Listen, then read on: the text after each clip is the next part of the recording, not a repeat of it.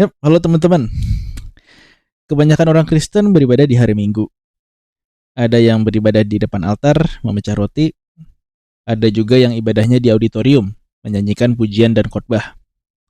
Tapi ada sekelompok Kristen yang beribadah di hari Sabtu. Dan sering muncul kalimat dari mereka, gereja yang benar itu menyembah di hari Sabat. Nah, pertanyaannya emang benar gereja mula-mula menyembah di hari Sabat atau hari Sabtu ya? Apakah para rasul menyembah di hari Sabat? Dan dari mana sebenarnya ibadah hari Minggu itu berasal? Oke, pertama-tama kita lihat dulu asal-usul hari Sabat. Hari Sabat ini berasal dari Perjanjian Lama, yaitu Allah memerintahkan umat Israel untuk berhenti bekerja pada hari ketujuh. Ini bisa kita lihat di Keluaran 20. Hari Sabat adalah bagian dari 10 perintah Allah. Tapi konteksnya untuk umat Israel dalam Perjanjian Lama. Jadi dari awal Sabat punya fungsi khusus, bukan aturan umum buat semua orang Kristen di semua zaman. Nah, Yesus memang beribadah di hari Sabat.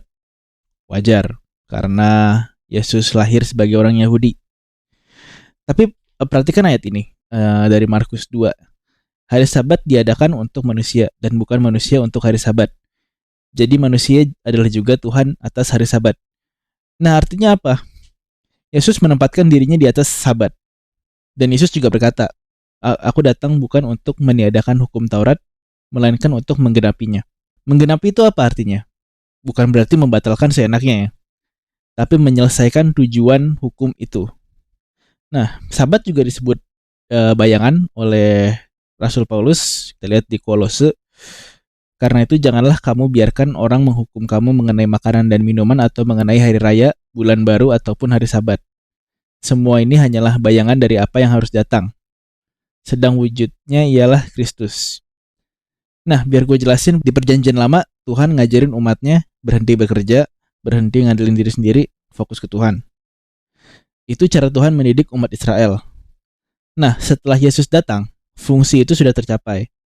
Sekarang hubungan kita sama Tuhan itu bukan lagi soal hari apa, tapi soal hidup di dalam Kristus. Makanya Sabat bukan dihapus, tapi tidak lagi diwajibkan sebagai aturan rohani. Dan itu sebabnya Perjanjian Baru tidak pernah bilang kalau orang Kristen wajib Sabat hari Sabtu. Tapi tunggu dulu, kalau Sabat tidak diwajibkan, kenapa 10 perintah Allah tetap berlaku? Nah, ini pertanyaan juga yang sering muncul ya. Kalau Sabatnya nggak wajib, berarti 10 perintah Allah gugur dong? Jawabannya tentu tidak. Ini penjelasannya. Di dalam hukum Musa itu ada 2 jenis perintah. Yang pertama tuh perintah moral.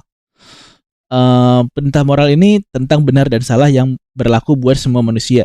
Contohnya kayak jangan membunuh, jangan berzina, jangan mencuri, jangan berdusta, jangan menyembah berhala.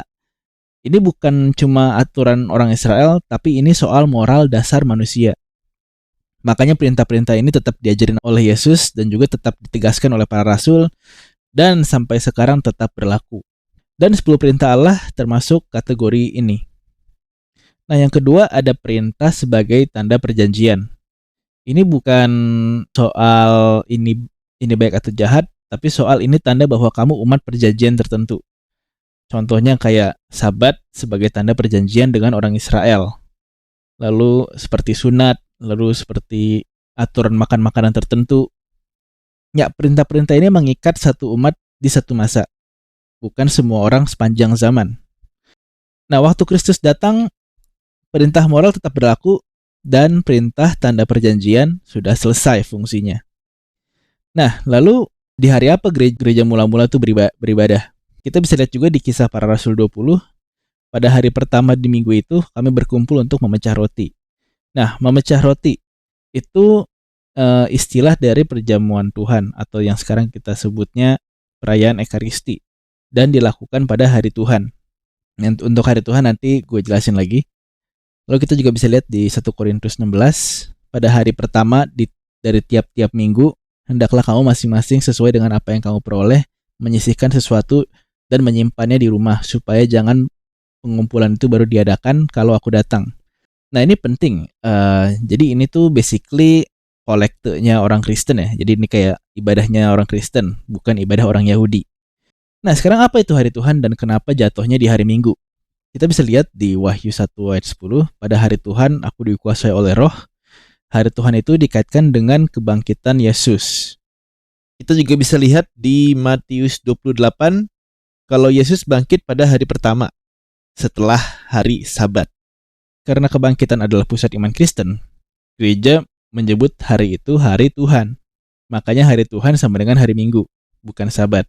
Oke, di abad 19, muncul klaim dari Ellen G. White, pendiri dari Seventh-day Adventist, mengatakan bahwa gereja awal memelihara Sabat. Dan ibadah Kristen di hari Minggu muncul karena Konstantinus. Nah, masalahnya klaim ini gugur kalau kita lihat sumber sejarah sebelum Konstantinus. Nah, kita bisa lihat dari Didache tahun 50. Pada hari Tuhan ketika kamu berkumpul, pecahkanlah roti dan ucapkanlah syukur. Sesudah terlebih dahulu mengakui dosa-dosamu, supaya persembahanmu menjadi murni. Lalu kita bisa lihat lagi oleh Justin Martyr tahun 155.